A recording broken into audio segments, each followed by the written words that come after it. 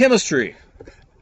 What is chemistry? Chemistry is a science that deals with the materials of the universe and the changes all these materials undergo. Well, what is science?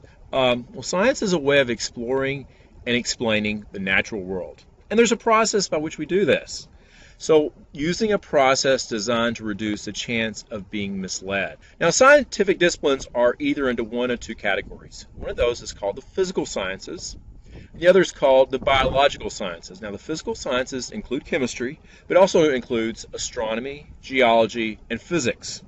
Now, the biological sciences, the biological science is the study of living organisms, obviously, whereas the physical science is the study of matter and energy. Now, biological sciences include biology and zoology and humanity, anatomy, physiology, all the other courses that are like that. So, chemistry is concerned with the composition, structure, and properties of matter, as well as the changes it undergoes during chemical reactions. And also we're going to incorporate the idea of energy in relationship to the chemical reactions and processes.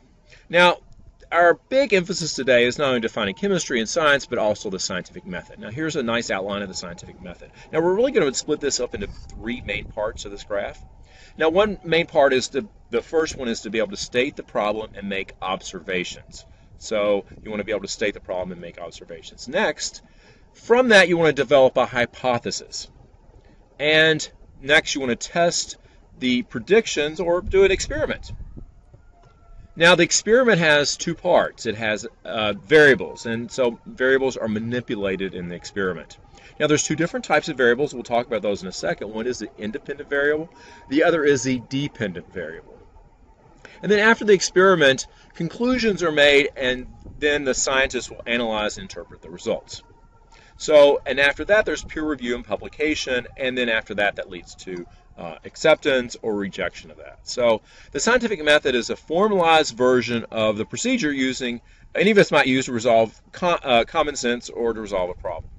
So the scientific method. Let's look at an example here. Now, I'm not sure if you're aware of what's in the bottle. You may see this in your house. This is hydrogen peroxide. We use this on cuts. It's an antiseptic.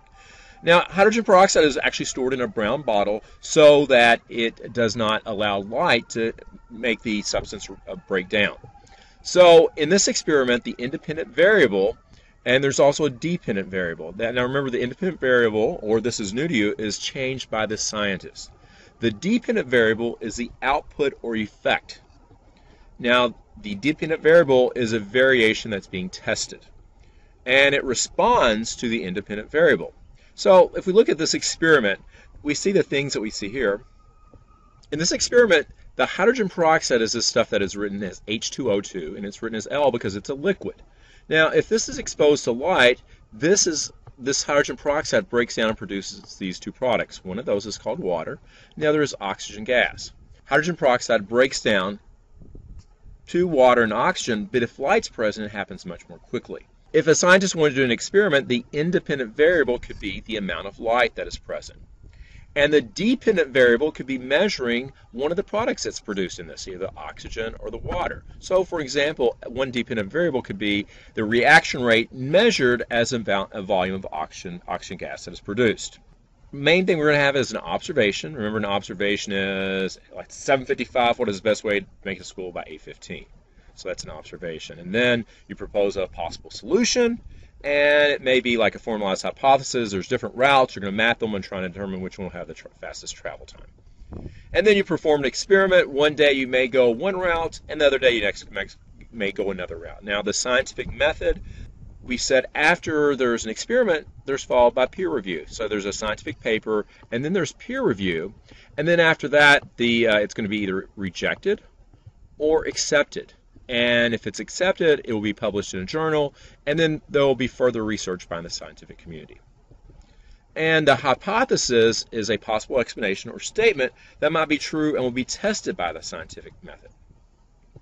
And then the hypothesis can be falsified, so they can find that it's wrong, but it cannot be positively proven. Therefore, hypotheses are accepted, but they're not proven. An example of that, let's say the observation is all the swans you've ever seen are white, and so the hypothesis is all swans are white.